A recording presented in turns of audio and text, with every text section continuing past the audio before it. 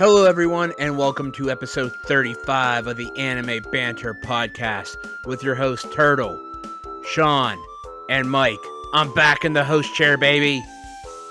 Thank you for joining us today. How are you guys doing? Are you happy to be back in the chair? Yes and no. I enjoyed my little reprieve from being the main host and taking all the notes for the show and everything. Sean, thank you for the time off. I appreciate it. You're welcome, Mike. I certainly didn't mind hosting our last show. Based on preliminary numbers, it was our least watched show. So I hope it wasn't because I was host, but because of the show we chose. I think it was more the show we chose than you as the host. Yeah, it wasn't the best show, but I thought the meme power would pull us through. It did not. So we're picking a few more serious things coming up. Yeah, the memes that were not enough to power us through. My wife would be like sitting there watching the show, and at the end of when the finale ended, he's like, "Oh, it's so weird. Like, it's a weird premise being a vending machine." And my wife is like, "Yeah, it's a weird show." It sure is. It's like, you're not wrong. And for some reason, it got greenlit for a season 2, and I can't figure out why. Japan. When there's so many other properties that deserve a season 2, vending machine gets one. I don't get it. Japan. I mean, it Hello can't there. be that popular, right? It can't be. Well, we saw their animation budget was pretty low, so I guess it didn't cost a lot for them to make. That's the reason. Vending machine sales have never been higher. If I give you $100, can you make 12 episodes?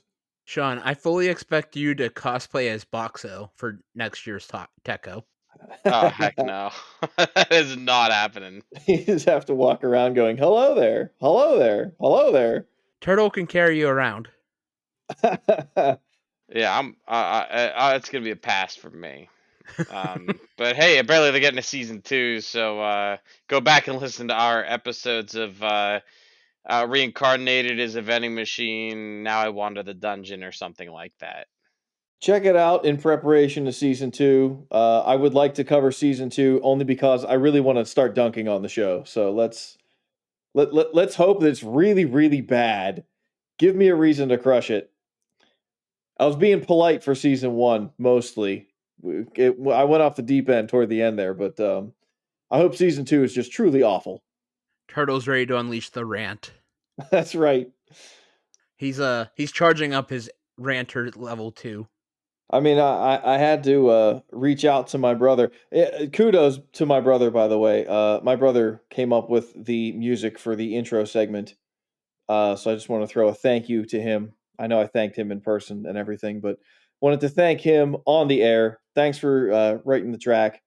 Really, really love it. And I hope to use it more frequently, especially during season 2 of Vending Machine. Hopefully you don't go on a rant during our next show, Scott Pilgrim Takes Off. I hope not either. I would like to enjoy this. With that, our next show, which we will be discussing starting today, is Scott Pilgrim Takes Off, which is found on Netflix. Before we jump too far into it, just figured it'd be a good idea to talk about our histories with the Scott Pilgrim franchise. Have we seen the movie, played the games, read the books, etc.? Turtle, why don't you start? Mine will be pretty brief. I saw the movie when it came out once. I do not remember it. That was what year was that? Like it feels like forever ago. 2010. Okay. So yeah, Oh my gosh. it's been that long since I've seen this. Yeah, I think that's right. So I don't remember it at all. I did play the beat 'em up game a little bit. I don't remember any kind of plot, so I feel like I'm going into this blind. Yeah, for me, it's I've seen the movie, but I've seen it a few times. I was thinking about watching it earlier today just to get caught up, and then I decided, nah, I'll watch some like really bad show I've never seen before, called The Curse. We're not gonna spend much time talking to that, but it was like comedy, but artsy comedy. But anyway, Scott Pilgrim is like it's kind of artsy, but in a good way, in a fun way, and I love the movie. Definitely a big fan. but I've never read the books and I never played the video games. If there's only one video game or two, I don't even know. I couldn't tell you. It's just the one. It's like a side-scrolling beat 'em up, Never played it. So and that's it's my co-op. credentials. Just a movie fan. So as y'all can assume, I chose this show. I had the most hype for this show. I had the biggest background with the show. I watched the movie. I'm obsessed with it. I love it. Um, I still haven't. My buddy, whenever he watches it, there's a Seven Evil X's drinking game that each Evil X has a shot assigned to them, and when they're defeated, you do the shot. We keep talking about one day sitting down, watching the movie, and doing the drinking game. We have yet to do it, but he has done it in the past. But love the movie. Absolutely fell in love with it the first time I saw it. Loved it so much that I went out and got the graphic novels, read them all, really enjoyed them. But it's been at least 10, 12 years since I've read the books, but I did really enjoy them when I did read them. Played the video game not as much as I should have, but I enjoyed it. I actually have it installed on my PS5, so maybe while we cover this, I'll go out and start playing it again. And I actually have one of the board games. There's a deck building game, a Scott Pilgrim deck building game that I own. Oh, It's pretty fun. Not the that's best deck cool. builder I did not know about that. yeah, it's not the best deck builder in the world, but it's solid. Maybe I'll bring it when we all hang out next. Yeah, I'd like to play that a little bit. It has some very interesting concepts from what I remember. It's been a couple years since I've played it. So with that, we are talking about episodes 1 and 2 of Scott Pilgrim Takes Off. For those who might not know what Scott Pilgrim Takes Off is about, it is the story of a 20-something Toronto indie rocker's adventure in getting and keeping jobs, avoiding being kicked out of his apartment, and surviving encounters with the 7 evil exes of the new girl in town on whom he has a crush. Scott Pilgrim Takes Off can be viewed on Netflix. Episode 1: Scott Pilgrim's Precious Little Life. Before we get into it, Turtle, do you want to talk about the opening credits song? Absolutely. The song is called Bloom, and it's by the Japanese rock band Nekrai Taki. It starts with a very heavy bass line, which makes sense since our protagonist is actually a bass player. And it has like a very punk feel right at the beginning, and then the keyboards kick in. And the band is using like a very 8-bit style sound to invoke the video game vibe, which will grab the attention of any old school video gamer. And I'm not going to lie, I kind of love it. It's actually a very upbeat song, and it's a lot of fun. I like this one a lot. It is a pretty great song. I remember on YouTube they released the opening credits a couple weeks ago, and I'm like, ooh, I'm really digging this already. It's a catchy little piece. It's not bad. So, Sorry, I was just like, yeah, it's okay. It's not bad. I don't know. It's mediocre. Yeah, that's the thing about Scott Pilgrim, right? I just want to throw this out there is that one of the big things that came out of the Scott Pilgrim movie is the soundtrack. A lot of people are, if you're like an indie music fan, you definitely vibed with the soundtrack for Scott Pilgrim. And I would talk to people, they're like, "Man, Scott Pilgrim, here's all the good stuff about it." And for me, I'm like, "Oh yeah, I love the comic bookiness, the absolute absurdity of the setting, the absolute absurdity of the plot." But like, if like you can buy into it really quickly, and people be like, "Oh yeah," and the music, and I'd be like, "Yeah, yeah, I guess," and the music, whatever. So yeah, I'm not a big like indie music guy, and there's nothing wrong with the music in it. It's just like I'm not going out and downloading the album. That's my I guess that's my hot take that'll get me crucified in the comment section maybe. that's fair. It's not everyone's cup of tea. So we start the episode, and I loved how they used the Super Mario title card, like the vibes for the title name. Yeah, that was pretty cool. Yeah, I like it. As we see in episode 2, we get Street Fighter 2. So it's gonna be cool to see what video game each episode title card references. Well, I love that. Scott Pilgrim's just one big video game reference, like video game and comics and anime. Like they just slam it all into one, and I love it. It's the perfect It's the perfect thing for us to watch. It's video games, it's anime, it's nerd culture. It's great. So the show opens with Scott roaming a desert in the sky, and we see Ramona skating towards him, and he calls her the girl of his dreams. She tells him to wake up, and Scott wakes up wondering about Ramona. I just love the little character card information we get when we meet each character, and we get it with Scott and Wallace Wells, who is Scott's roommate, but Scott actually lives in Wallace's apartment. And one thing to note with this show is this anime is using the original cast from the movie. And it always blows my mind going back and watching the movie where you see who is casted in this movie, and like you have some of the biggest names in Hollywood right now. Like you have Michael Cera, who at the time was probably the biggest actor because he was coming off of Arrested Development at this point. Arrested Development, Superbad, Juno. Like at that point, I feel like he was the biggest name in this movie. Yeah, I mean, at that point, he was like the actor to play a, you know, late teenager, early 20s kid. He was the guy that everybody wanted. Especially in rom coms. He's like he just walks into movies. He plays Michael Cera, but that's what people want. And like, look who else, like Wallace Wells is played by Kieran Culkin, Macaulay's brother, who just finished 4 or 5 seasons on Succession, one of the biggest TV shows in recent memory. You have Mary Elizabeth Winstead playing Ramona Flowers, just played Hera in Ahsoka. You have freaking Captain America himself, Chris Evans, as Lucas Lee.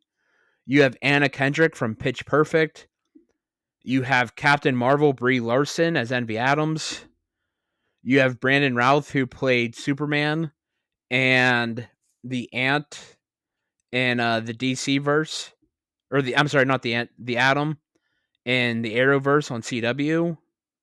Jason Schwartzman, Mae Whitman, Allison Pill, like big names are in this movie. It's like you think about trying to make this movie now.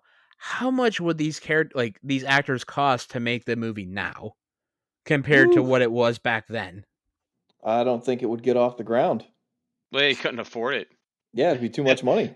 That's why they're just doing voice acting right. You can afford voice acting, but getting them to actually show up and like act like that, crazy. We want all these actors for this movie. Are you nuts? The budget for the movie was $60 million.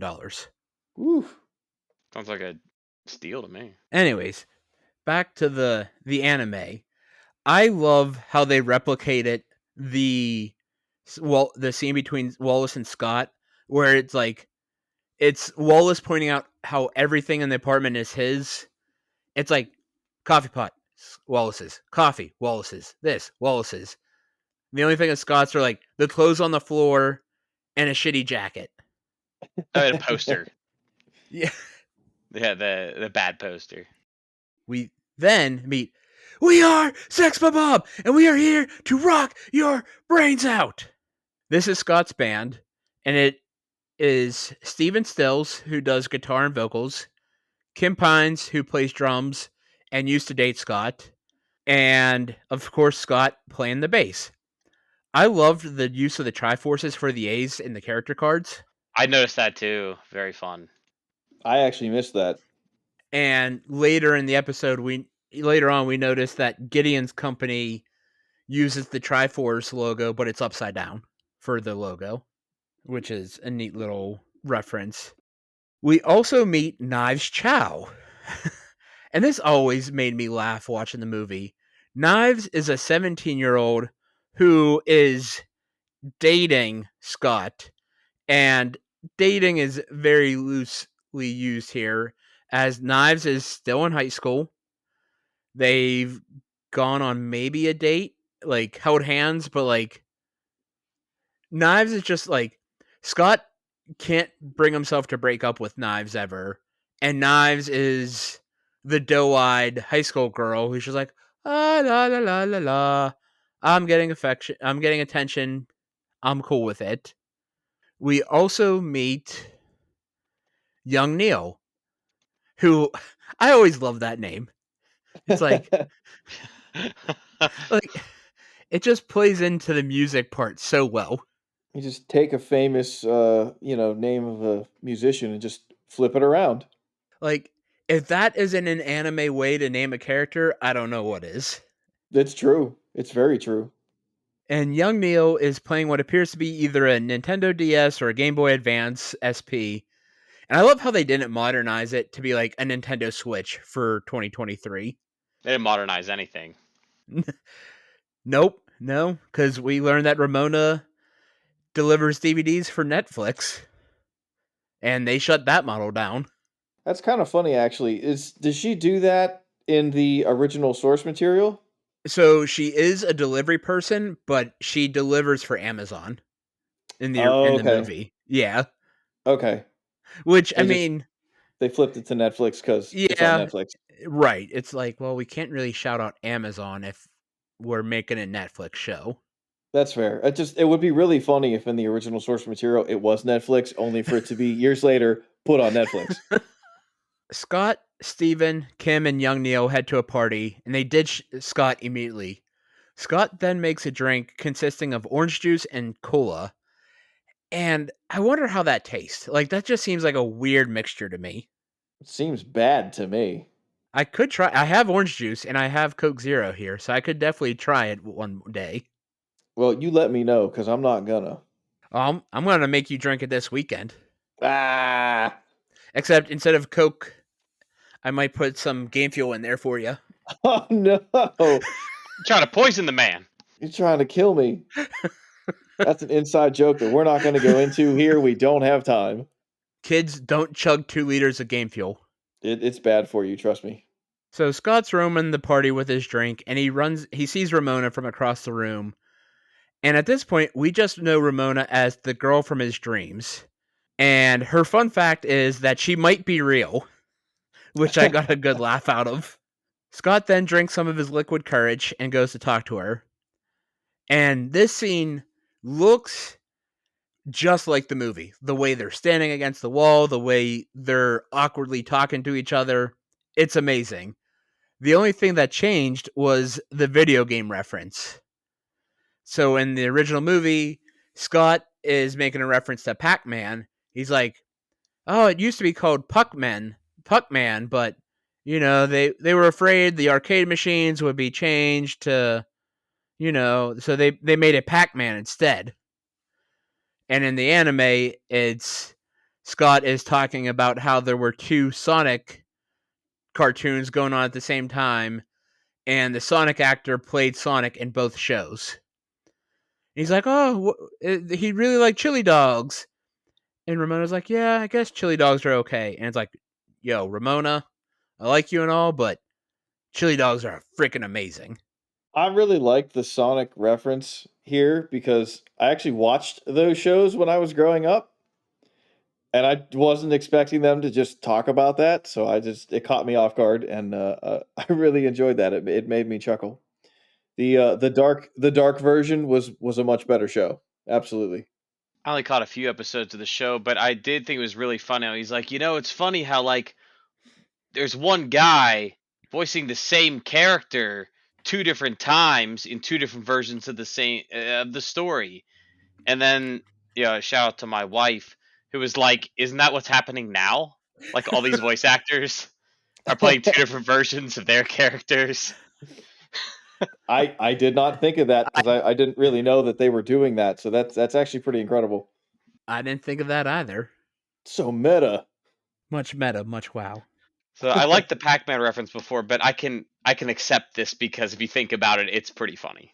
So Ramona sort of goes off on her way, and we meet Julie Powers, played by Aubrey Plaza, who is known for her roles in Parks and Rec, Emily the Criminal, The White Lotus. Again, a lot of big roles since the original Scott Pilgrim came out. And I always loved the Jolie Powers character because she is the one character that just won't put up with Scott's shit. Like, her character fun fact is she thinks Scott sucks. And she's like, Scott, you shouldn't even be at this party. He's like, I'm a +1. She's like, no, this was a curated invite list and you were not on it. And then Scott's like, okay, yeah, I get it. But hey, do you know the girl with the hair? And he just holds up a picture of hair, like hand drawn hair. It's like, I mean, Scott, you didn't even color the picture. It's just an outline of hair. That could be anyone. Yet she knew who it was. Yet Jolie Powers knew immediately it was Ramona, and she's like, Scott, I forbid you from dating her. And we all know Scott doesn't listen. No, he doesn't listen to anyone. The next morning, Scott hops on Wallace's computer, and I love how it's an old desktop with the old CRT and the old looking mouse. And he goes on the Netflix website to look for a DVD to rent. And he asks Wallace what movie he should rent. And Wallace is like, I don't know, something with a hot guy. So Scott types in hot guys, and no results come back. So then Scott... That really did crack me up.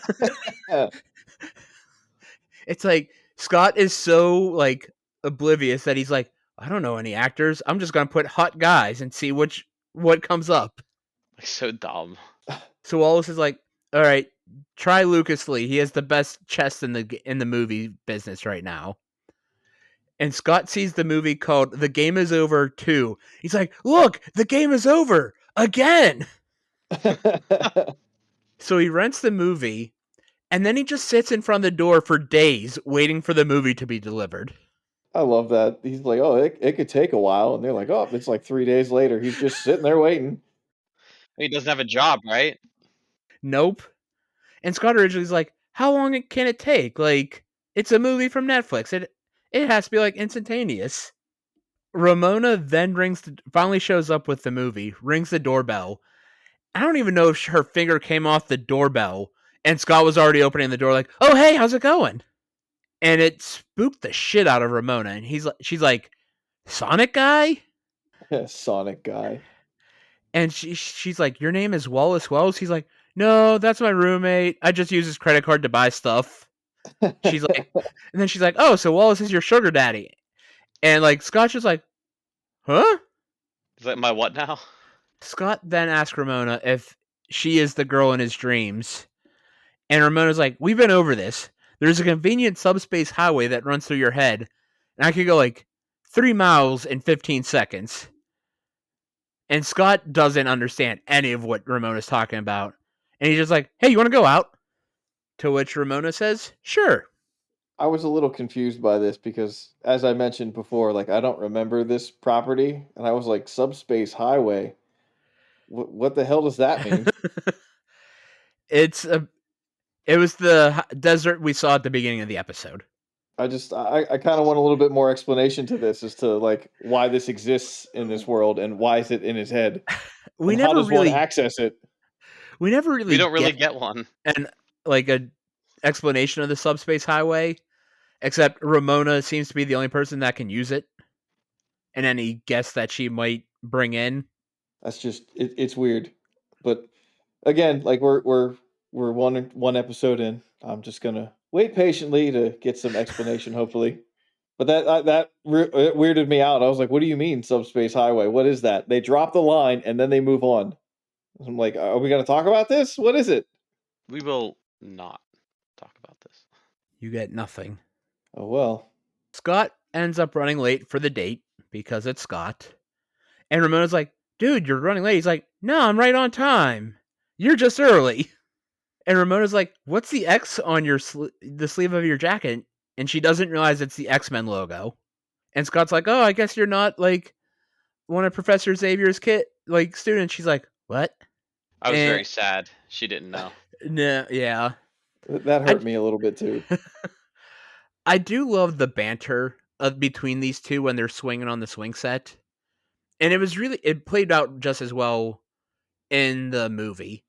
Like it's like you have awkward Scott, you have Ramona looking for a fresh start, who's awkward in her own ways, and like they're both trying to learn stuff about each other, but without like digging too deep. Like Scott's asking like questions, and she's like, "That's in my past." She's like, and he's like, "New York's not the past. That's a place." So just seeing like them banter is always really cool. Ramona brings up Gideon, who is played by Jason Schwartzman, who voiced the Spot in the new Spider-Man Across the Spider-Verse movie, and is also in Fargo. And he's in a couple other things as well. You would know him to see him. Um, but I loved this new scene that we get in the show here, where we see Gideon in his like headquarters, his corporate headquarters, and his wall is just covered with monitors, and he's spying on Scott and Ramona's date, and he calls for Matthew Patel. Like this was all new, and I'm like, this is really cool. Like, because that was the one thing that we never really got in the movie was like how Gideon got the evil exes together, like how he like sent people. So like seeing this was very interesting to me as a big Scott Pilgrim fan. Yeah, I was down with it. Like you said, they're very organized in this one, as opposed to before. It seemed like they all kind of just did their own thing, kind of, but also had a unified front. It was kind of weird, felt kind of rushed. But now it feels like they really are a unified force, like an actual group that gets together and holds meetings about Ramona, which is weird, but that's part of the bizarreness of this story. Ramona and Scott are holding hands, and she pulls him through this subspace highway to her apartment.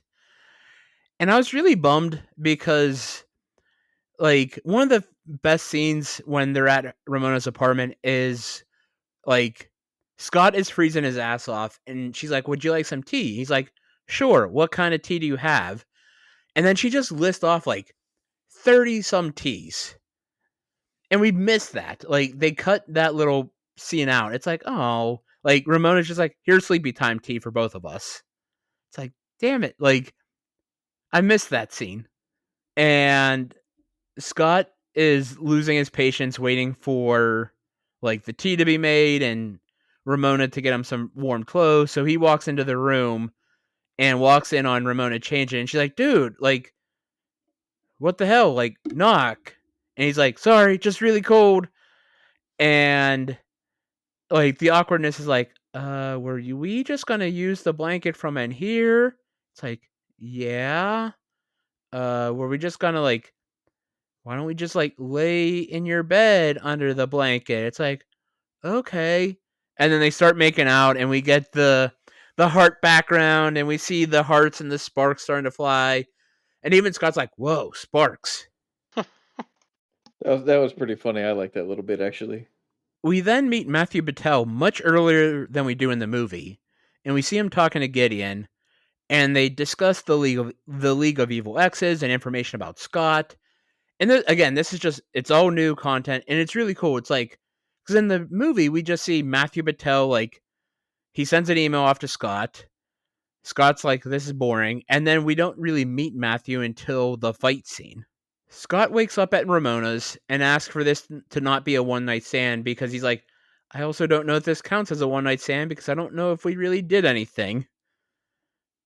He then invites her to his show later that night, and she's like, "You're in a band?"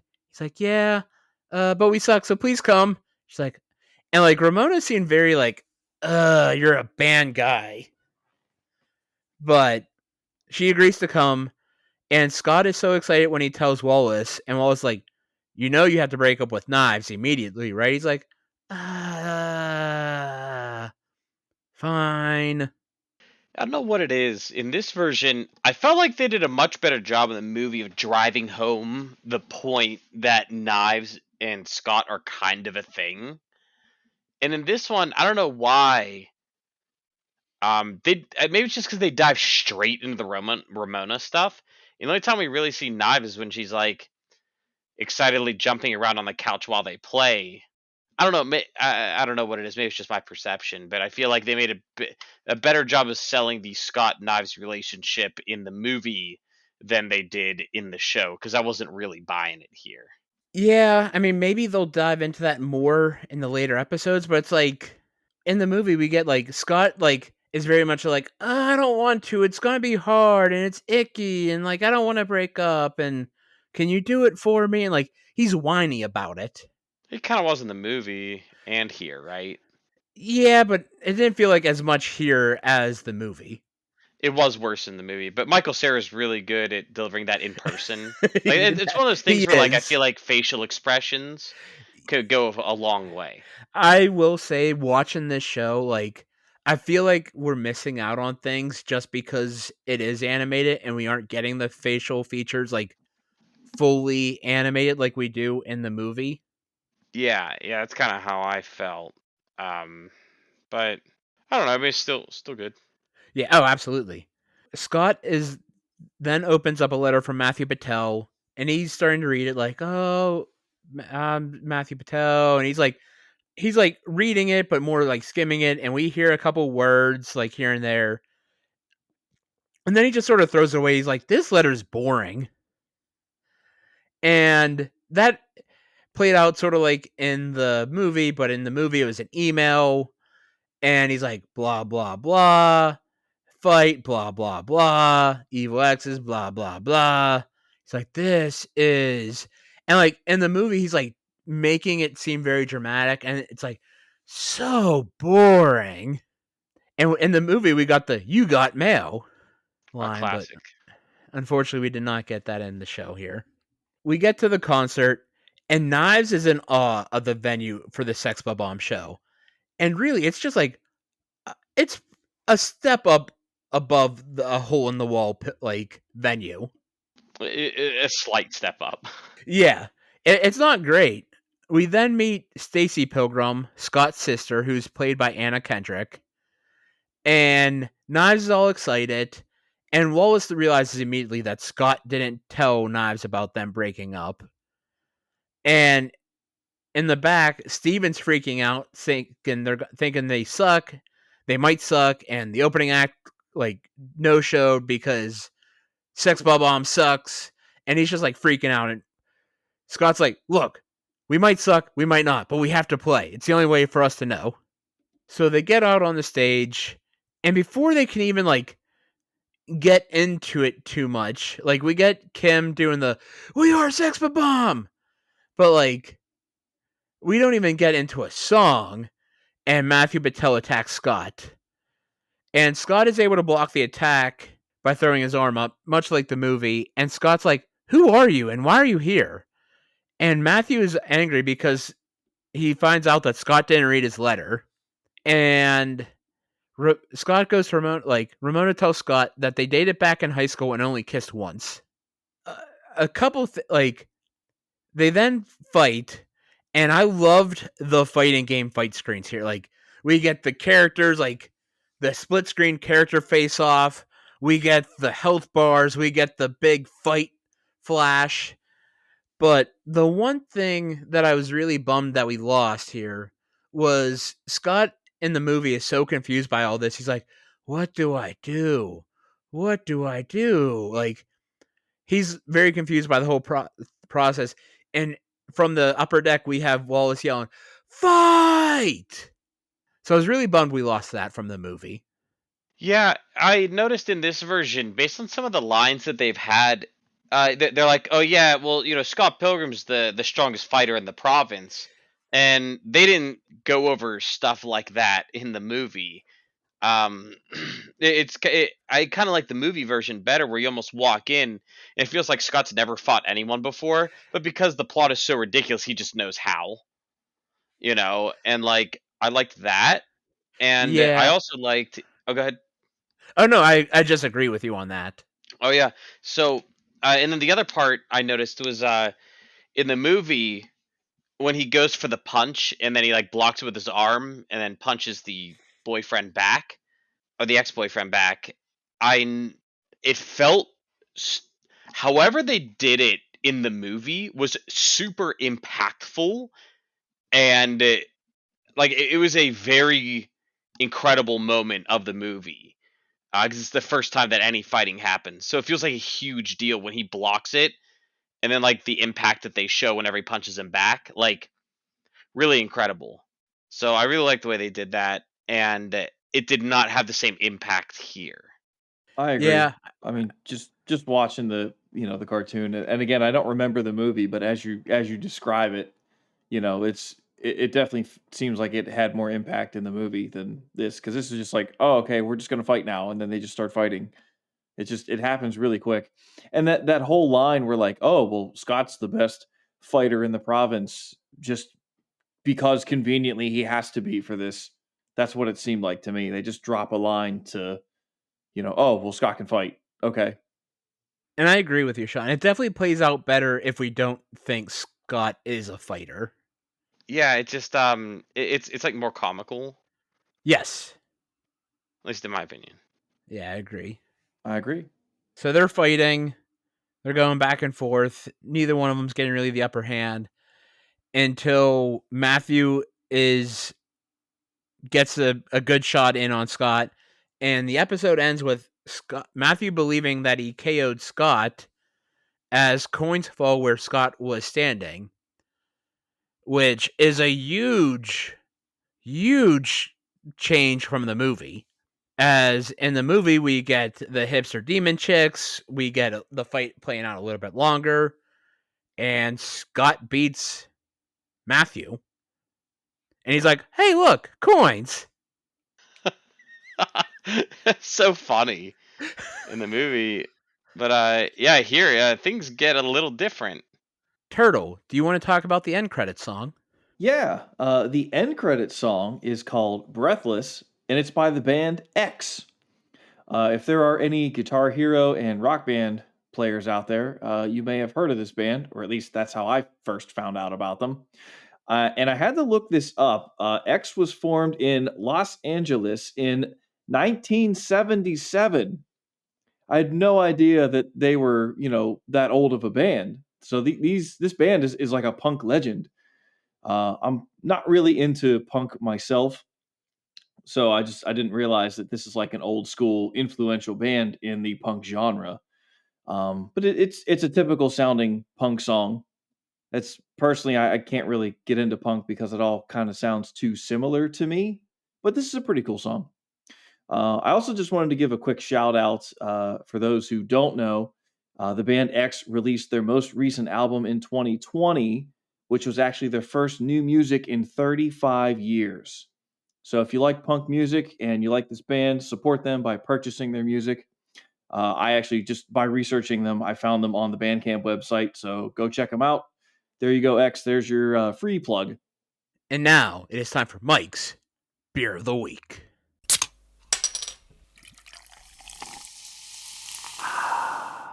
This week's beer comes to you from Allegheny City Brewing, and it is their Oceanic IPA. It is a 6.6% hazy IPA with Citra, Galaxy, and Muteca hops. I really dug this beer. It was pretty light for being 6.6%, and it had a really good mouthfeel to it.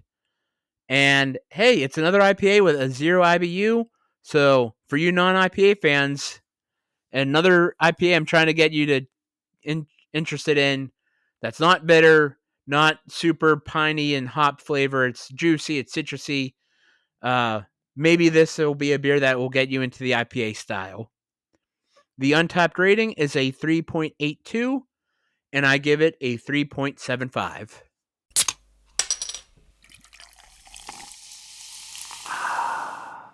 Episode 2, A League of Their Own.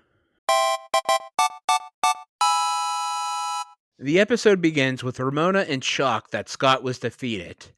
And Matthew's gloating. He's all excited. He's celebrating. He's like, woohoo, this means that we can get back together. And Ramona's like, no, it doesn't. Like, no, that's not how this works.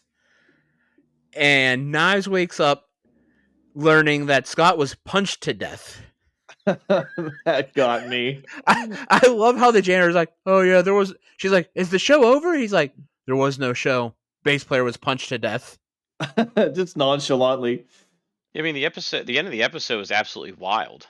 So like, it's just like my jaw was dropped, and I'm really glad we watched 2 episodes for this review because I needed to see what happened because this is not what happened in any other form of media for this. So, Knives' reaction was the same as mine. Yeah, I was absolutely shocked by the fact that Scott lost, Scott died. Like, for seeing the movie so many times, I'm like, I just assumed, I'm like, okay, this will play out just like the movie. Very simple, very quick fight. And it's like, oh, nope. And like, this episode is pretty much all new content. Like, there's not much here that is pulled from the movie, which, as a Scott Pilgrim fan, I sort of like it. Just getting something new. Yeah, and like, even if Scott would have won against Matthew Patel, just to get an episode dealing with the League of Evil X's and just like seeing more information about them is really cool in my opinion. Because in the movie it's like, okay, here's Evil X number 1, they fight. Here's Evil X number 2, they fight. 3 fight. Like, the process repeats itself. Like, there's a story with each Evil X, but like, it's very repetitive in a way. Like, here we're actually getting a background story to the Evil X's.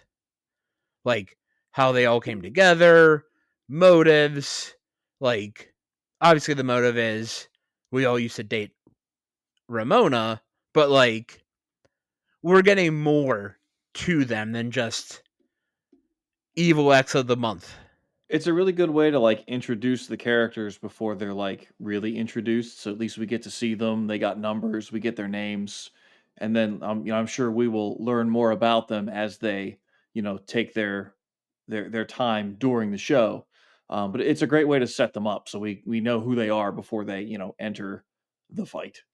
And like I said earlier, loving the Street Fighter 2 vibes for the title card for this episode. Very cool. We see Ramona dyeing her hair, and she goes to Scott's funeral. Knives walks into the church wearing Scott's jacket and a Sex Bomb shirt, and she sees Ramona, and she blames her for Scott's death. Envy Adams then pulls up in a limousine, and Envy is played by Brie Larson, and we learn that she is Scott's ex. And she decides to sing a song in Scott's memory, and it is the Sarah McLachlan song. And she's singing this song, and I'm like, hold on, how the hell? Like, I get it, you're a superstar, like a megastar in this world and everything, but she like rigged the church to have like banners come down. She rigged the altar to have platforms. It's like, how in the hell did you do this in a church? She's got some really good roadies. We didn't even Like, see them. I can understand the banners around the windows, but it's like, it's a church. You can't just like put platforms in. The name of comedy. They could do it in the name of comedy. I mean, I loved it, but I'm just like, how in the hell is Envy Adams like this world's Taylor Swift with just a crap ton of money and all the fans? Could be.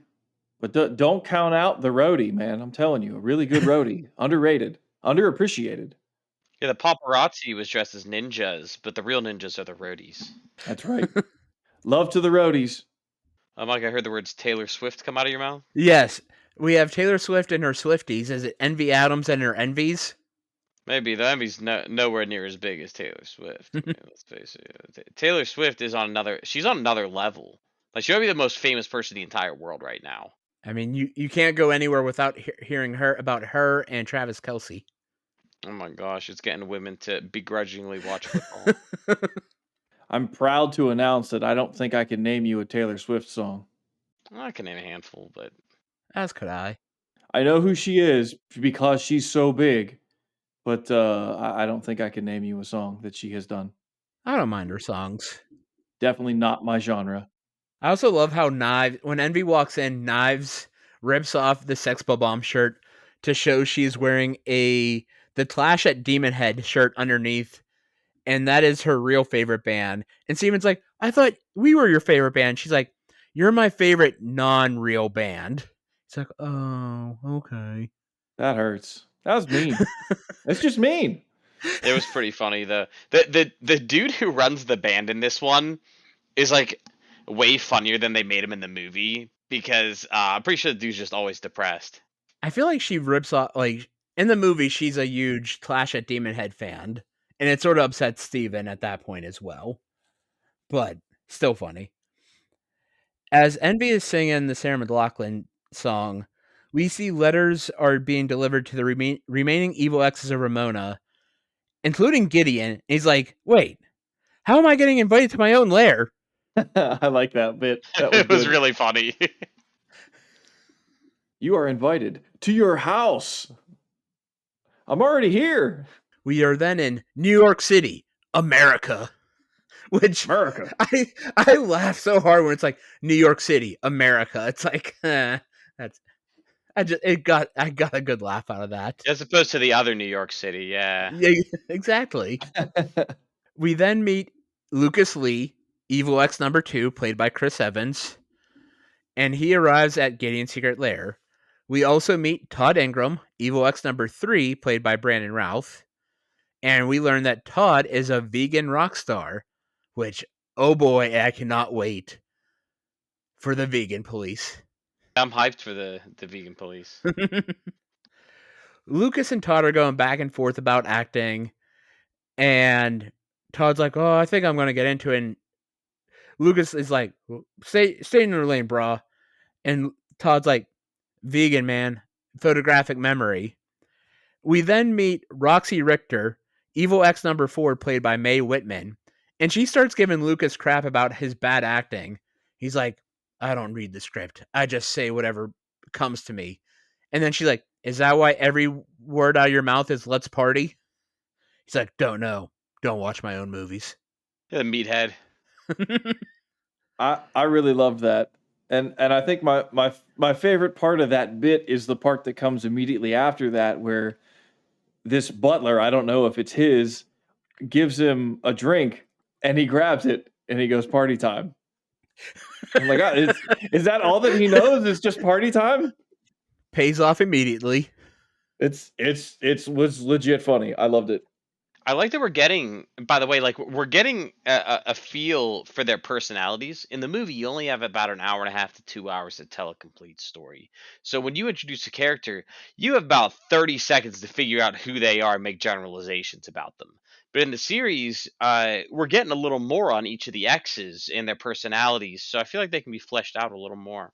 We learn that Gideon isn't the person who invited the League to the secret lair, but instead it was Matthew Patel.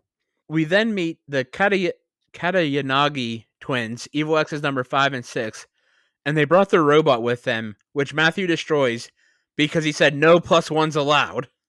Back to the +1 bit. I will say, I hope we get more information about the twins in the show, because in the movie they just sort of like had the quick fight scene and that was it. Like, of all the Evil X's, they got the least amount of screen time in the movie. So I'm sort of hoping we get more to them here in the show. Matthew then reveals to the League that he defeated Scott and Ramona refuses to get back with him. And it shocks the rest of the League. They're like, what? Like, what's the point of this? And Gideon chimes in saying, I'm the one who gets Ramona back because I'm the highest ranked X. Matthew, you are the lowest ranked X. You get nothing and like it. And Matthew's like, how is that fair? Like, I'm the one who defeated him. It should be me who gets back with Ramona. Like, yada, yada, yada. And Matthew then challenges Gideon to a fight. Gideon just sort of laughs at this challenge. Like, he's like, really? You want to do this? And Matthew's like, yeah, let's do this. So Gideon says, all right, well, if I lose, Matthew, you can have my empire. You can have my company. You could have my money, Ramona, the League, yada, yada, yada. You got it all. But if I win, Matthew, I get your life. And Matthew's like, fine, you're on. When this started, I was like, oh, Matthew didn't, like, he beat Scott, But we still have to find a way for Matthew to get defeated. So this is the perfect opportunity for them to just like, oh, he's gonna get defeated like off screen away from Ramona and Scott. Got it. That was my thought. I sort of thought the same. Like, it's like, okay, well, Scott isn't the one to defeat Matthew. We'll just have Gideon do it to show how powerful Gideon is and like why he leads the league, and like we'll get more about Gideon and showing like what an evil prick he really is. Yeah, I mean, again, with me not having any memory of the movie, I thought for sure Gideon was gonna, was just gonna like crush Matthew because he's like they set him up as like the ultimate bad. He runs the whole council. I'm like this guy's just gonna like crush Matthew, and that's gonna be the end of it. And let's just say things don't turn out that way. They begin fighting, and it's actually pretty evenly matched. And Matthew summons his demon hipster chicks that we see in his fight against Scott in the movie. And they actually heal Matthew after he's punched by Gideon. And they fight and they go through a couple floors, and we're now on a basketball court. And we get an NBA Jam reference with Gideon being on fire, and we get a "He's on fire!" The only thing missing was a "Boom shakalaka!" And we didn't get a "He's heating up!" I am absolutely loving the fight between Matthew and Gideon. Like, for thinking it'd be one-sided, it was so evenly matched. And shockingly, Matthew wins the fight and is legally declared the winner by Gideon's lawyer. The rest of the league then recognizes Matthew as the new leader of the Evil X's. And like Gideon's like trying to like, you're my favorite, like we'll go make our own league, and everyone's like, no, no, no. And like Gideon's like, but my empire, that my company, this is all my like, and like they're trying to make you feel really bad for Gideon. And as a movie fan, I'm like, nah, I don't feel bad for Gideon at all. Like knowing what we know from the movie with Gideon. I really did like the fight sequence, though. I thought it was really well done. It was fun to watch. Seeing Matthew bust out like this, magic powers. I thought was pretty cool. Gideon grabs the whole samurai sword thing going on. It was a cool fight sequence. I liked it. Yeah, I was gonna say that the how does this compare to the reincarnated as a vending machine shows action, huh? It's a nice breath of fresh air here. Yeah, vending machines fight sequences on a scale of 1 to 10. I'd put it a -5. And this is I don't know, a scale of 1 to 10. I'd give this one like a 7. It was pretty good. I was also thinking 7, like very not the best fight scene I've ever seen in a cartoon, but like very solid action, and I'm interested in seeing more.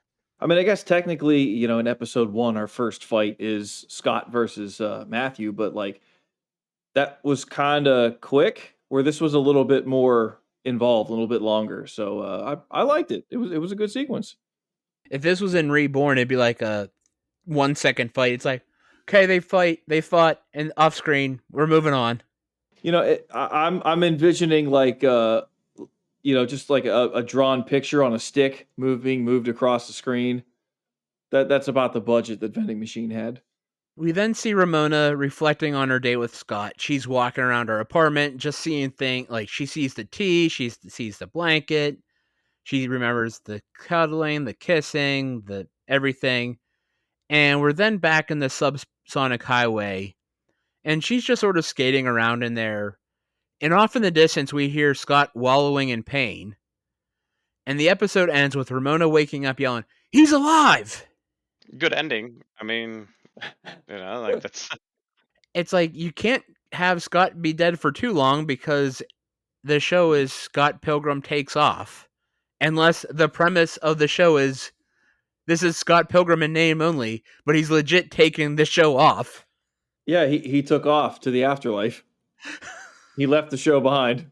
yeah, it was kind of wild, but I mean, he turned into the coins though, so how can he come back? If you put those coins in a vending machine, Boxer's gonna vend out a new Scott Pilgrim. exactly. See, they're connected. All our shows are connected. At this point, we don't even have the one-up like we do in the movie yet. What did the two of you think of these two episodes? Fresh take. That's the first thing that comes to mind. It's a fresh take on an existing IP. I don't mind it because I was actually kind of worried we were going to be a little bored with this series because it was just going to be an 8 episode retelling of the comics or the movie. And I didn't want that because like I've seen the movie and if I wanted to read the comics I would, right? So I'm glad it is in almost like an alternate reality as opposed to the main story. So I'm going in with an open mind. I like what I've seen so far and I hope they keep it up.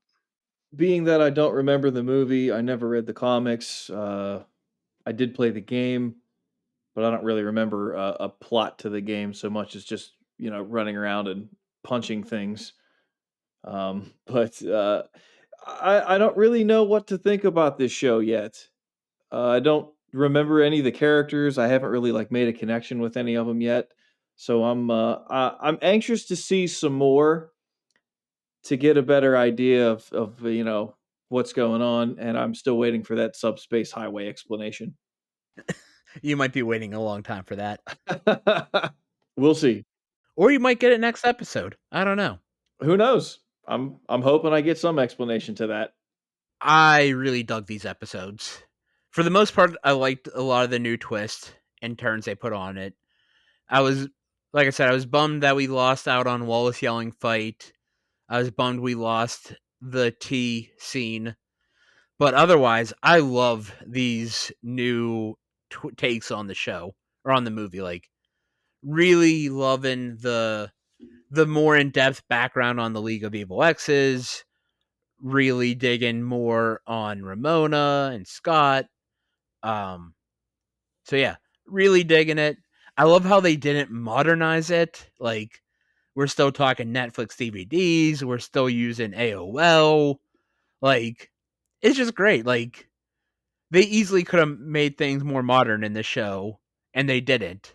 So, really loving that.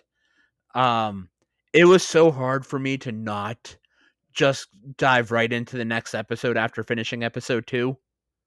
Like, I so want to just wanted to binge the shit out of this show. Honestly, I did too. It's so hard for me to like, no, we're watching the 2 and we're going to wait. Especially with the ending of that, we're like, he's alive, and I'm like, damn it, it's over. So I'm anxious to see the next 2 episodes. And we have a fun twist for you while watching Scott Pilgrim. We were talking how this show really doesn't have waifus of the week. Like, otherwise, it'd pretty much always be Scott or Ramona, maybe Wallace. So instead, we thought a nice twist on it would be instead of the waifu of the week, we have the evil X of the week.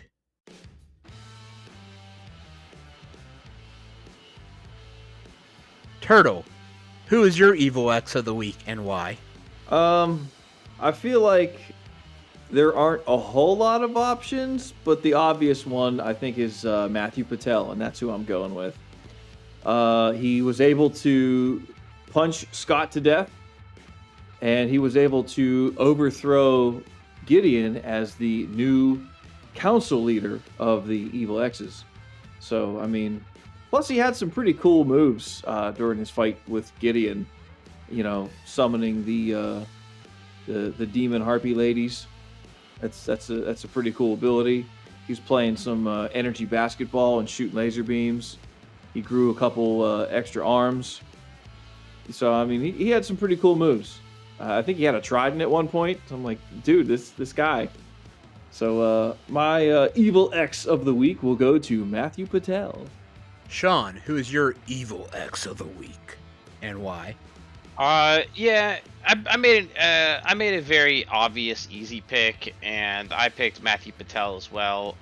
This guy who got all of about 4 minutes in the movie, gets like a lot, to say the least, of this show. And I'm glad we have a little more about Matthew Patel because I feel like we didn't really get to see him in the movie fully develop as a character. He crashed in, and he was gone almost as quickly as he arrived. But I still thought his character in the movie was really, really good. So I'm enjoying it a lot here. Loving the powers, loving the goofiness of it. And I'm really surprised that they let him be Gideon. So I'm going to see how that plays out. This dude won't make it very far. After Scott comes back, he'll be gone in an episode or two, I wager. I'm going to go Lucas Lee this week. One, because he's played by Chris Evans, which is awesome. And two, I love the meathead personality. Like, brah, I don't read my own line. I don't read the script. I just act how I want to act. And I am very much looking forward to the Lucas Lee stuff when we get to that in the show.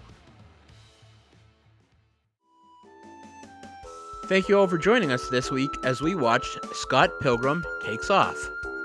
We hope you join us next week for episode 36 of the Anime Banter podcast, where we will be watching episodes 3 and 4 of Scott Pilgrim Takes Off.